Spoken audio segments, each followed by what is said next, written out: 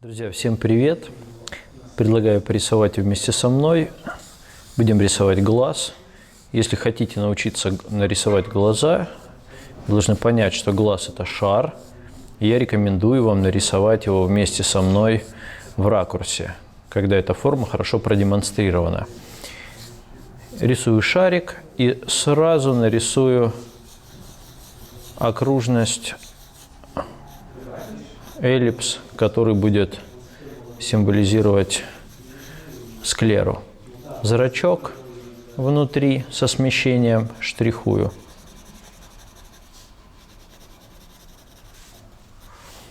Проведу диагональную линию, чтобы правильно расположить направление век, которые будут его охватывать. Верхнее веко имеет толщину и нижнее.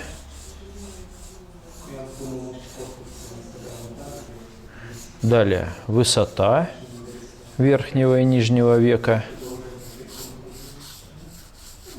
Обратите внимание, как планета Сатурн по орбите движутся кольца вокруг шара, и угол мы видим где-то за пределами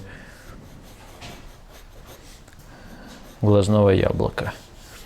Далее наверх можно подняться, помните эту линию диагональную, нарисовать мягкую ткань, которая между формой брови и глазом находится.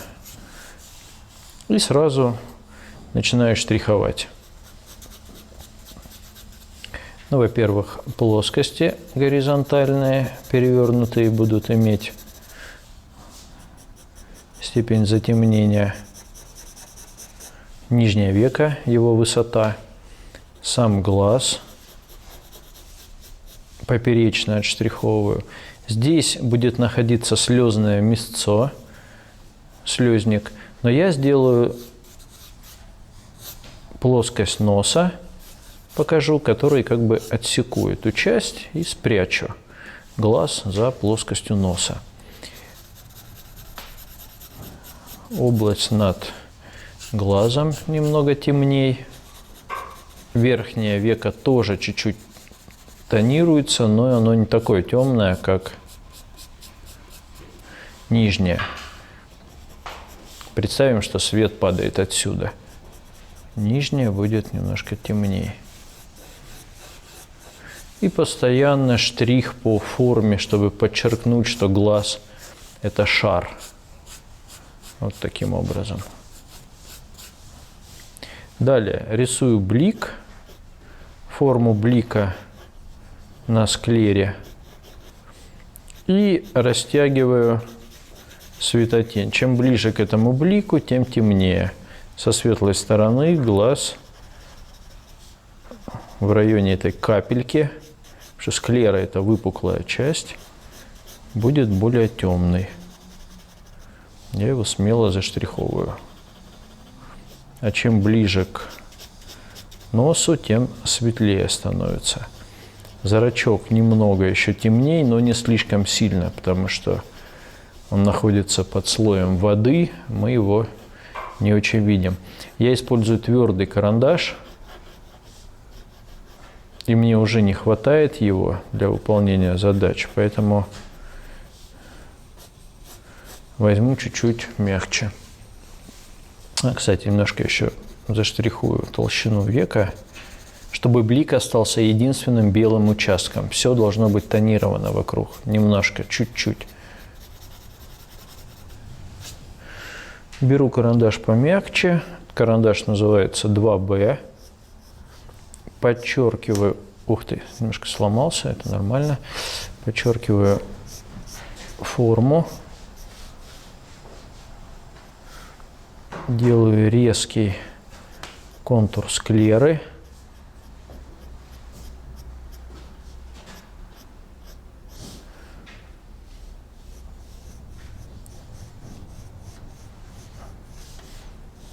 Форма века.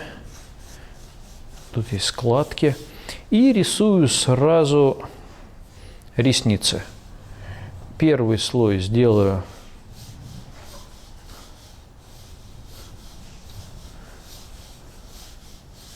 немножко таким размытым.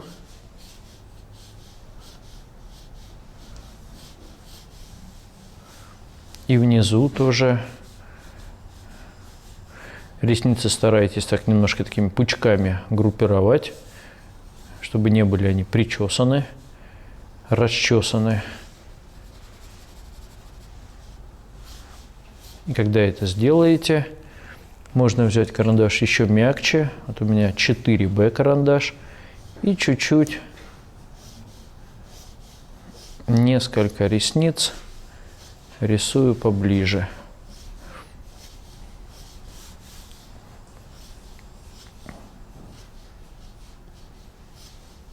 Тоже их собираю такими пучками. Будьте осторожны, я делал это много раз. Если можно глаз испортить на каком-то этапе, то, наверное, при рисовании ресниц это происходит чаще всего. Старайтесь, чтобы каждая из них была не похожа друг на друга. У нас очень быстрый рисунок, вы можете там быстро исправить либо ластиком, либо нарисовать просто новый. Быть осторожнее в следующий раз.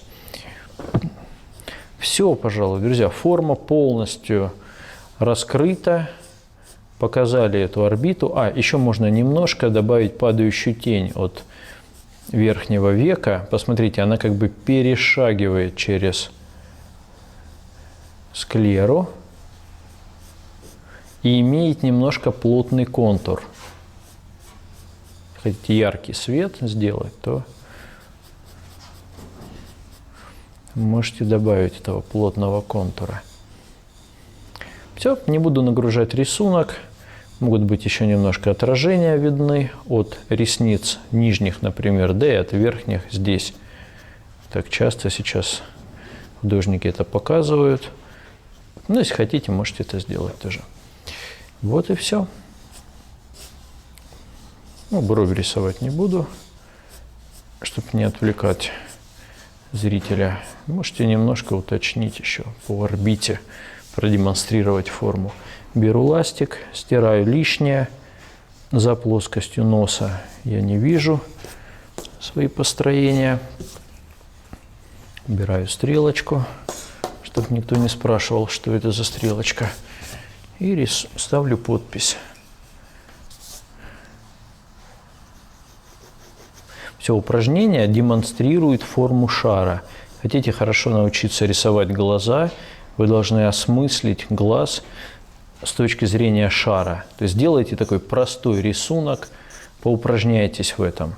Порисуйте вокруг шарика формы. Все, успехов вам в творчестве, в практике. Рисуйте.